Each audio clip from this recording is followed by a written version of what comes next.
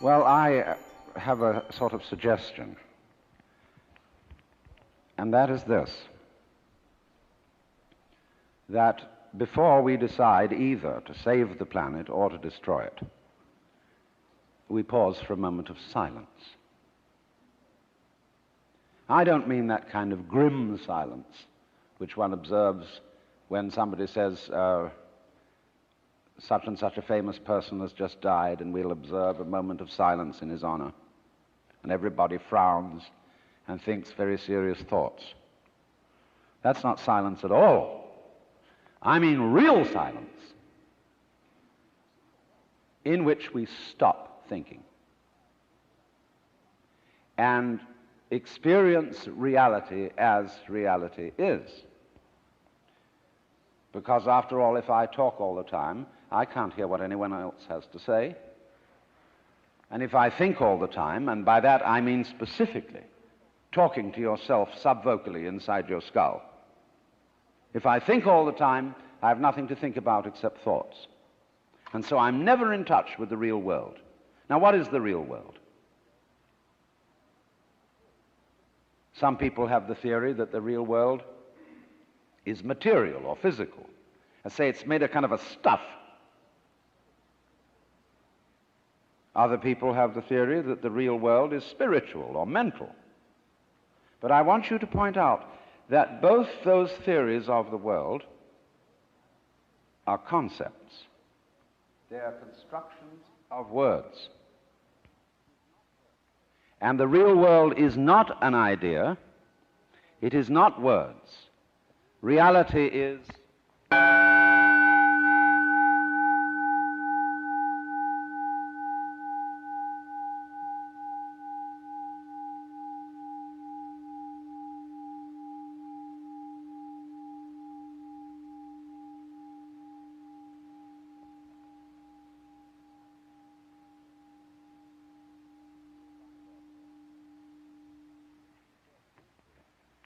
you will find, therefore, that if you get with reality, all sorts of illusions disappear. And I will mention several illusions that have not this kind of existence.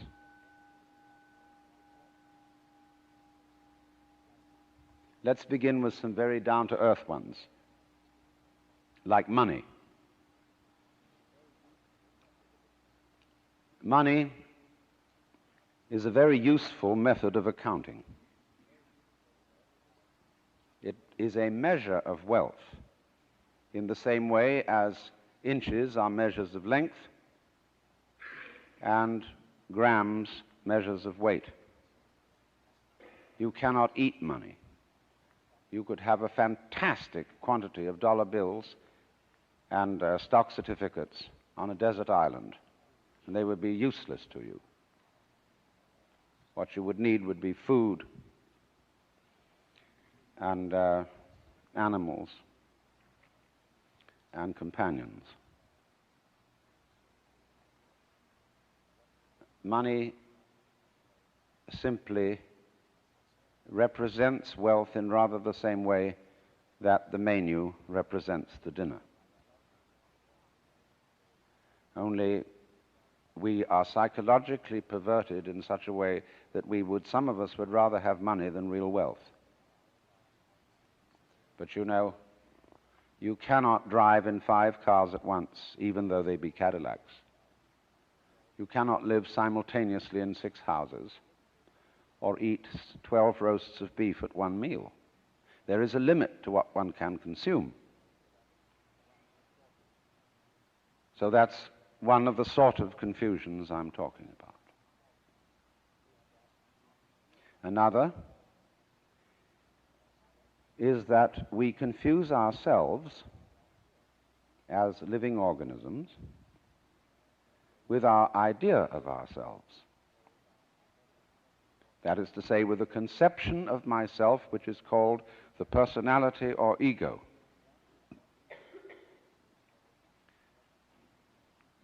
That is what we have been told we are. And it's an extremely crude and limited conception of oneself.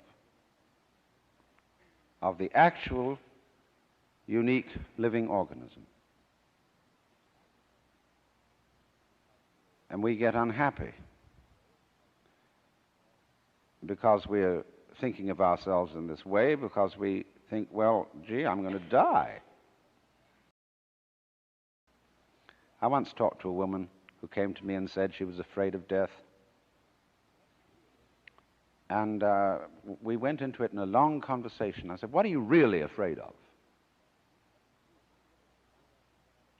And she thought it over, and he said, do you know, what I'm going to be afraid of is what other people are going to say. They're going to say, poor old Gert, she couldn't last it through. Because you see, who you think you are is entirely dependent on who people have told you you are.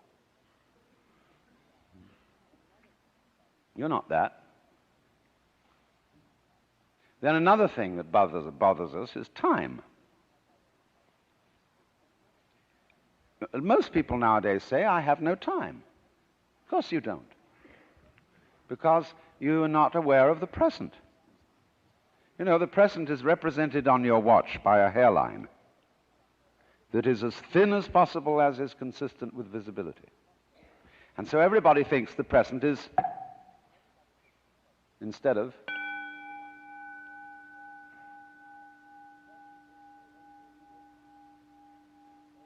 now, the present is the only real time. There is no past, and there isn't a future. And there never will be. We think ordinarily of the present as an infinitesimal point at which the future changes into the past.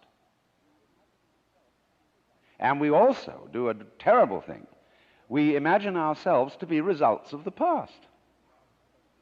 And we're always passing the buck over our shoulders, like when God approached Adam in the Garden of Eden and said, hast thou eaten of the fruit of the tree whereof I told thee thou shouldst not eat?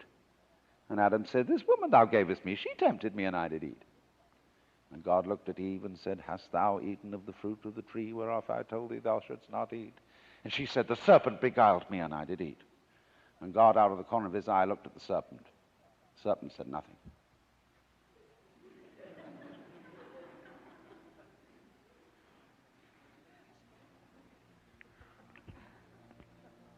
So you see, we're always passing the buck. And don't realize that the past is caused by the present, as the wake of a ship flows back from the prow.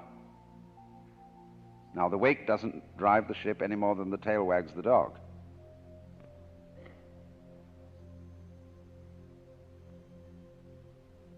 But we've all got excuses. My mother had a fit while she was carrying me in the womb. They didn't bring me up right. And then they go to the mother and say, how is it that you could have been so irresponsible with your children? And she says, well, it was my parents who didn't bring me up right either. And so everybody passes the buck. But the truth of the matter is, it all begins here. This is where the creation begins. And you're doing it and won't admit it. Because, of course, you're all God in disguise. Jesus found that out, and they crucified him for saying so. So this is a very odd thing for Westerners to understand, and particularly for Americans. Because we are so fixated on the future. When we say we want to put something down, we say it has no future. Well, do you? Much better to have a present. Because if you don't, it's useless to make plans. Because when they work out, you won't be there to enjoy them. You'll be thinking of something else. So we realize that we are living out of now and throwing the past behind us.